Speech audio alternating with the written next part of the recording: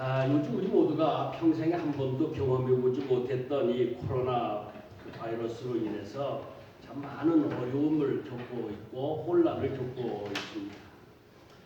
그 1년 됐는 것 같아요. 벌써 1년 전만 해도 우리가 평상시에 그렇게 누리며 아무렇지도 않게 생각했던 일들이 이제는 우리에게 그렇게 소중하고 추억거리가 되고 말았던 것을 보면서 우리의 삶의 현실이 얼마나 급박하게 변화되어 가고 변질되어 가고 있는가 하는 것을 절감하게 되어집니다.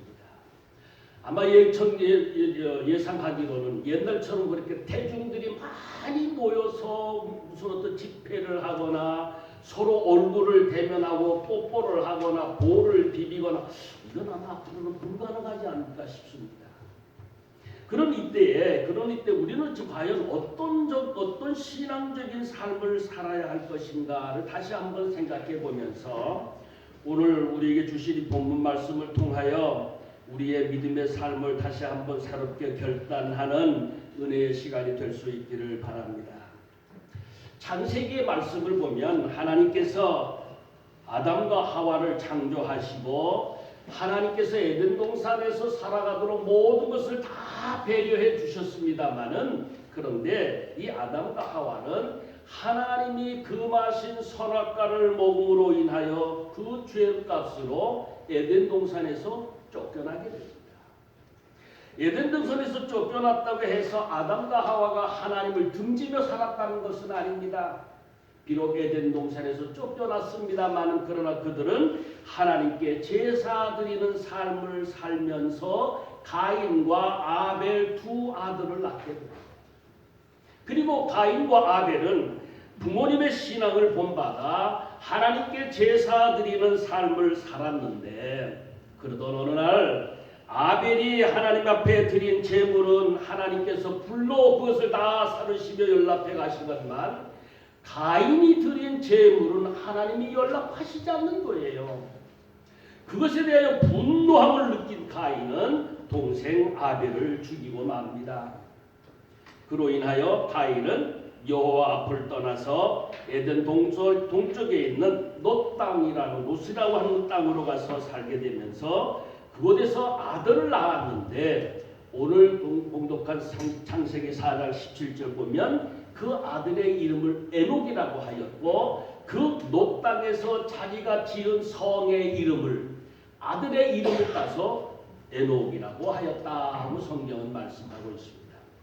그리고 가인은 에녹을 낳고 에녹은 이랏을 낳고 이랏은 무야헬을 낳고 무야헬은 무드사헬을 낳고 무드사헬은 라멕을 낳고 이렇게 가인의 후손이 6대에 이르기까지 그들 모두에게 대하여 하나님에 대한 이름은 전혀 언급되지 않습니다.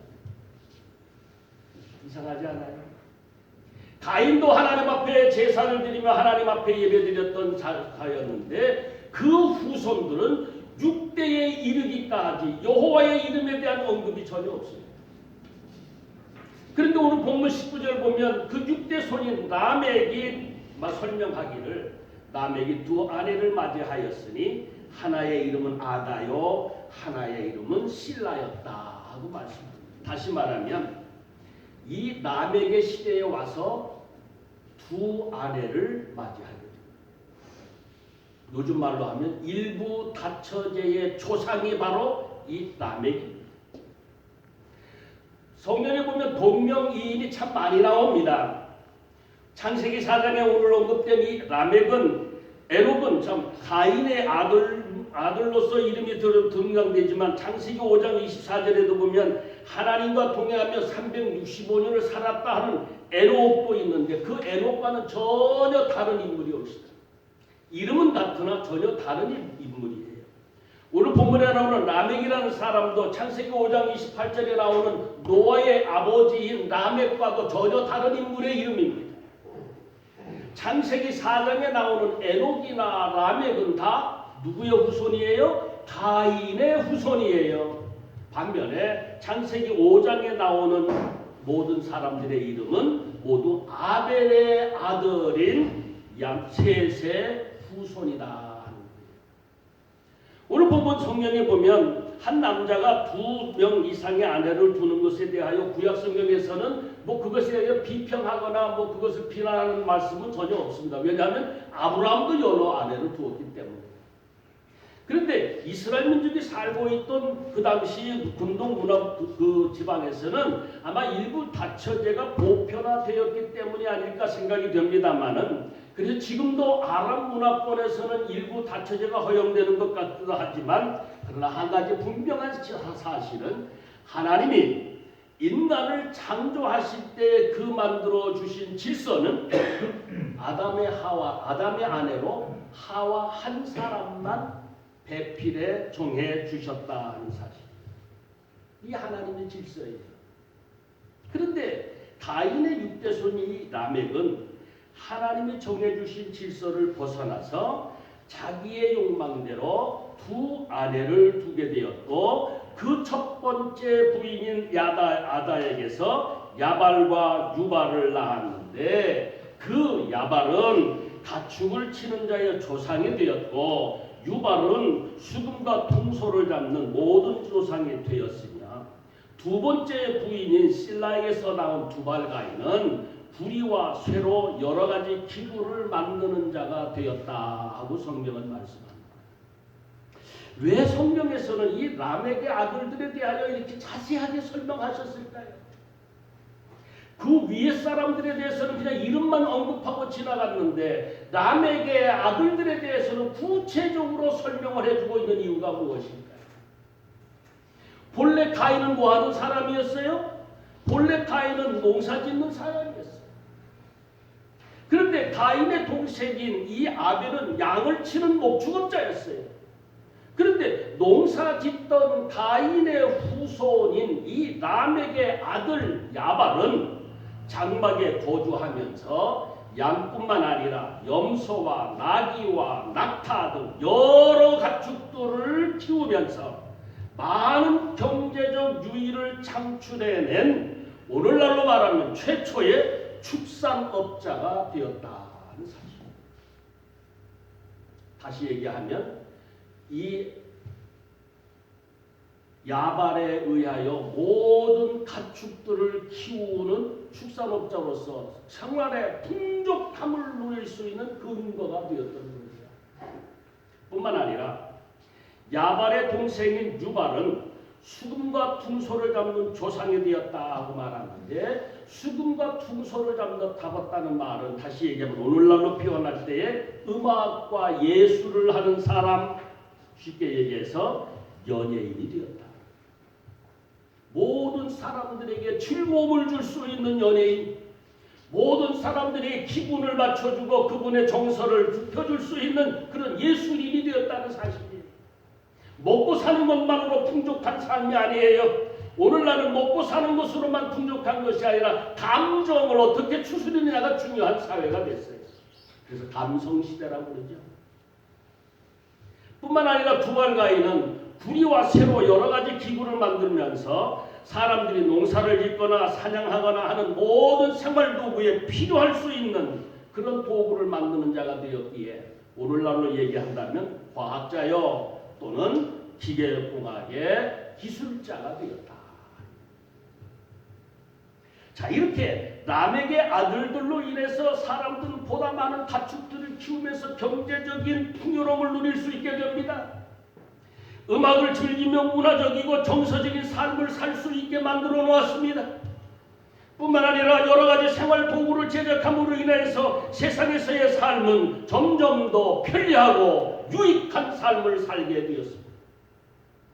쉽게 얘기하면 생활하기 아주 좋은 세상을 만들었던 선구자들입니다. 누가요? 라멕의 아들들이요. 그런데 오늘 창세기 4장 23절부터 24절에 보면 그 라멕이 아내들에게 하는 말을 들어보세요. 아다와 실라여 내 목소리를 들으라. 라멕의 아내들이여 내 말을 들으라. 나의 상처로 말미암아 내가 사람을 죽였고 나의 상함으로 말미암아 소년을 죽였도다. 가인을 위하여는 벌이 7배일진데 라멕을 위하여는 벌이 77배이리로다 하고 말합니다. 이게 무슨 말이에요? 지금 나에게 뭔가 기분 상하게 만들었어요. 누군가가 누군가가 나를 아주 기분 나쁘게 만들었어요. 그래서 내가 그를 죽여버렸다는 거예요. 그리고 저대로 내가 상감으로 말하며 젊은 소년을, 젊은 장사를, 나보다 힘이 센 사람인 것 같아 보이는 자를 내가 죽여버렸는데, 그로 인하여서 다 내가 벌을 받을 게 없다는 거예요.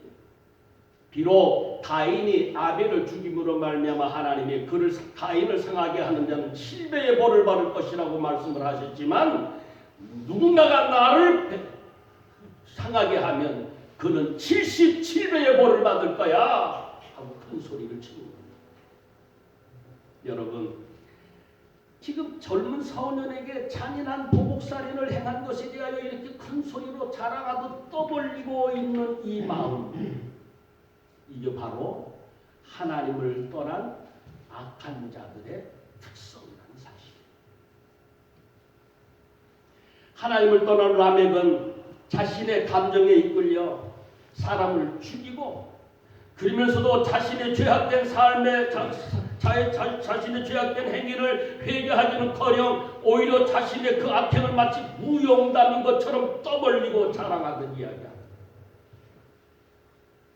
그러면서 하나님께서 아벨을 죽인 가인을 해치는 자에게는 7배의 벌을 내리겠다고 하셨으나, 그러나 나에게 복수하고자 하는 사람이 있다면 그는 7배가 아니라 77배의 벌을 받을 것이다 하면서 오히려 하나님의 말씀을 가지고 하나님을 모독하며 자신의 살인 행위를 정당화시키고자 하는 이 사악한 마음을 표출하고 있는 이 라멕, 이게 바로 하나님을 떠난 자의 악한 마음이라는 사실. 오늘날도 가만히 보세요. 많은 사람들이 자신의 악한 감정에 따른 말과 행동으로 인해서 얼마나 많은 사람들의 마음과 영혼을 죽이고 있는지 모릅니다. 그러면서도 내가 무엇을 했는지조차도 그것을 느끼지 못해요. 오히려 그것을 자랑스럽게 떠벌리고 있는 사회가 오늘 우리들의 현실입니다. 그러면서 자신이 행한 것이 마치 정당화한 것이냐, 마치 그것이 올바른 것이냐, 그렇게 자랑하고 떠벌리는 그 모습이 바로 하나님의 관계, 하나님과의 관계가 멀어진 자의 모습이 아니겠느냐. 그런데 반해서 오늘 가인의 세 번째 아들인 셋, 외우기 쉬워요. 셋째 아들이니까 셋이에요. 아벨은 죽었고 그 대신에 대신 얻은 셋인데, 그래서 그 셋의 이름을 대신 두었다 하는 그런 뜻입니다만은, 그런데 이 셋도 105세가 되어서 아들을 낳아 이름을 에노스라고 하였는데, 그때부터 비로소 사람들이 여호와의 이름을 불렀다 하고 성경은 말씀합니다. 자 보세요. 가인은 6대 손에 이르기까지 하나님의 이름을 언급함이 없어요. 그 긴 세월 동안. 그런데 이 셋은 지금 바로 가인과 같은 시대의 사람 아니겠습니까? 그런데 이 셋의 아들인 이 야노스, 이 셋의 아들 이 에노스, 그때부터 바로 여호와의 이름을 불렀다 하고 말씀. 다시 얘기하면 이들은 처음부터 하나님의 이름을 부르는 삶을 살았다. 우리말 개역개정 성경에는 그때의 사람들이 비로소 여호와의 이름을 불렀다 하고 성경은 번역하고 놓고 있습니다만은, 쉬운 성경의 말씀을 보면 그때부터 사람들은 여호와의 이름을 부르며 예배를 드리기 시작했습니다. 그렇게 번역해 놓고 있어요. 다시 얘기해서 셋의 아들 에노스 시대부터 이 사람들이 여호와의 이름을 부르며 하나님께 예배드리는 삶을 살았다. 그 이후에 대하여 이 에노스가 어떤 일을 했는지에 대해서는 전혀 언급함이 없어요. 단순히 여호와의 이름을 불렀다는 그 말씀 하나로 모든 게 종결될 거예요. 반면에 라멕의 아들들은 뭐 퉁소를 부르는 자여 조상이 되었고 가축을 치르는 자여 조상이 되었고 구리로 도구를 만드는 자가 되었고 자세한 설명이 있습니다만 삶의 형편에 따라서 필요한 것을 만드는 자들의 조상이 되게 했으나 하나님과는 무관한 자의 삶이 되었다는 거예요. 그래서 창세기 6장에 보면 하나님의 이름을 부르던 에노스의 후손들로 말미암아 점점 그 세력이 펴져가는데 놀라운 것은 그렇게 여호와의 이름을 불렀던 에노스의 후손들이었건만 점점 가인의 후손인 사람들의 딸들과 함께 어울려 생활하다 보니 자연히 그들도 세상적인 풍요로움과 삶의 즐거움과 생활의 편리함에 이끌리게 되면서 하나님과 점점 멀어지게 되었고 결국 노아 시대에 와서 창세기 6장 5절 6절에 보면 여호와께서 사람의 죄악이 세상에 가득함과 그의 마음으로 생각하는 모든 계획이 항상 악할 뿐임을 보시고 땅 위에 사람 지으셨음을 한탄하사 마음에 근심하셨다.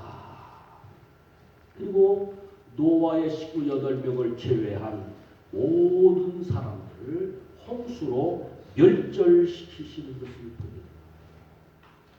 놀랍지 않습니까? 에노스의 후손들이 다 여호와의 이름을 부르며 살았던 사람들이었는데 그런데 창세기 6장에 와서 세상 사람들과 짝 지어져서 세상의 풍요로움, 삶의 즐거움, 그리고 생활의 편리함 여기에 치우치다가 보니까 하나님을 떠난 자가 되었다. 그래서 하나님이 그들을 보시고 모든 생각과 마음으로 생각하는 모든 것이 항상 악한 생각뿐이라는 거예요. 그래서 하나님의 심판의 대상이 됩니다. 오늘날도 마찬가지라고 봅니다. 우리가 그리스도를 믿는 신앙생활을 한다고 하면서도 우리의 삶 속에 세상적인 풍요로움을 추구하고 세상의 즐거움만을 생각하고 삶의 편리함만을 추구하다가 보면 나도 모르는 사이에 거기에 휩쓸려져서 하나님과는 점점 거리가 멀어진 삶을 살 수밖에 없어요. 왜? 내 생각이 내 마음, 내 모든 삶을 지배하기 때문에. 주님과의 관계가 멀어지면 어떻게 돼요?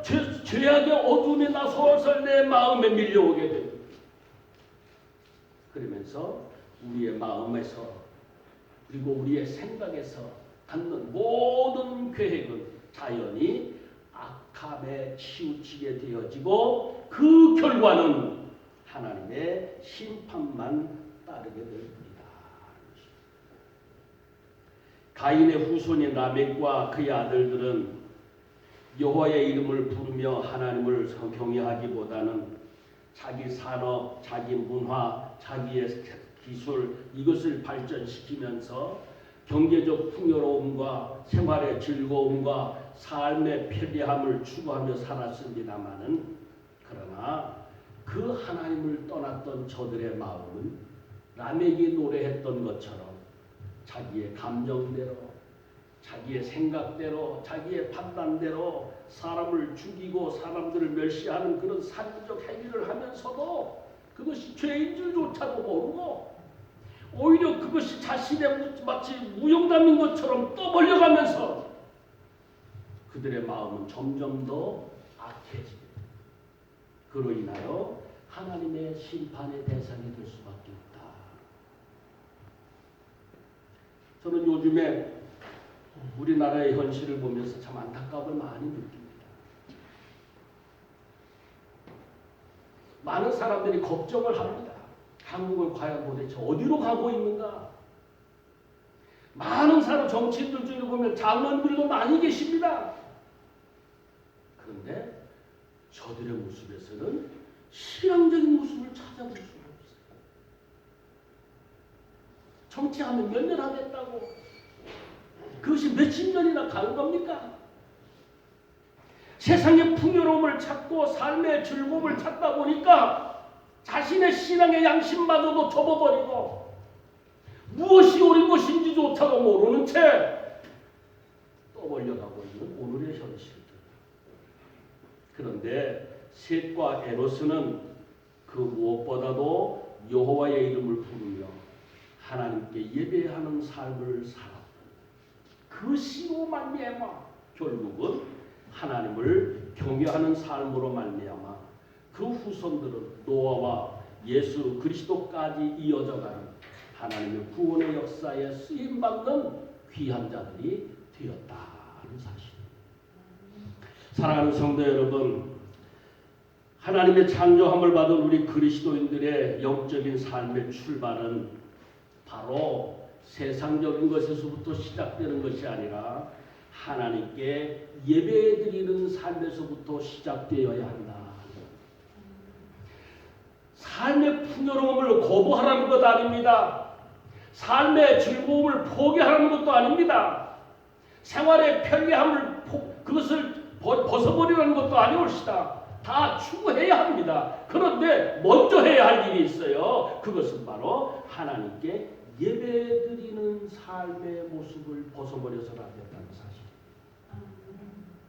하나님께 예배드리는 삶이 소홀해지게 되면 소홀해지는 것만큼 영적으로 약해지게 되고 영적으로 약해지면 약해질수록 우리는 세상적인 풍요로움 속에 빠져들어가게 되면서 거기에 얽매여지게 되고 그로 인하여 결국 그가 생각하고 있는 것은 악한 일만 생각하다가 하나님의 심판의 대상이 될까 두렵기 때문에 그렇습니다.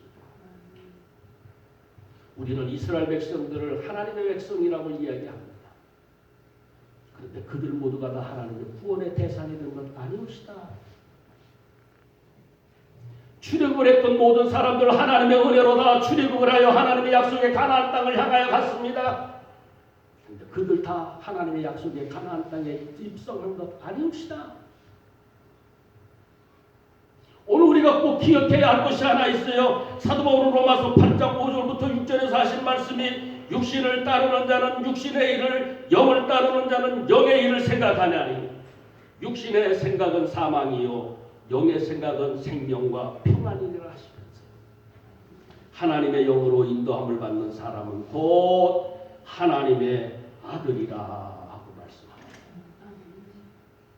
오늘 우리가 살아가고 있는 이 사회가 옛날과 비교하면 참 모든 것이 편리해졌고 얼마나 풍요로워졌고 얼마나 안락해졌는지 몰라. 저도 요즘 그 스마트폰을 쓰고 있습니다만은 스마트폰 기능의 10분의 1도 몰라요. 그냥 오면 전화 받고 전화하고 가끔 가다가 문자 메시지 보고 오고 하는 거 그거 외에는 더 할 줄 몰라요. 모든 것이 다 편리해졌습니다마는 그럼에도 불구하고 현대인들의 그 마음은 옛날보다 풍요로운 삶을 살아가는 것이 아니라 더욱 강팍해지고 왜 그렇게 쪼달리며 살아가고 있는지 모르겠어요. 그래서 하시는 말씀들이 옛날이 좋았지. 근데 여러분 정말 옛날이 좋았습니다. 저는 보릿고개를 알아요. 옛날에 비교하면 오늘날의 삶은 정말 얼마나 만족할 수 있는지 몰라요. 그럼에도 불구하고 오늘날 우리의 삶이 그렇게 깜빡해진 이유는 바로 하나님께 예배드리는 일에 소홀한 자의 삶이 되었기 때문이 아니더냐. 하나님을 믿는 우리는 하나님의 아들로서 셋과 에노스처럼 하나님 앞에 예배드리는 삶을 살기 위해 먼저 힘써야 하리라고 믿습니다. 단순히 교회에 나와서 예배드리는 것만을 얘기하는 것이 아닙니다.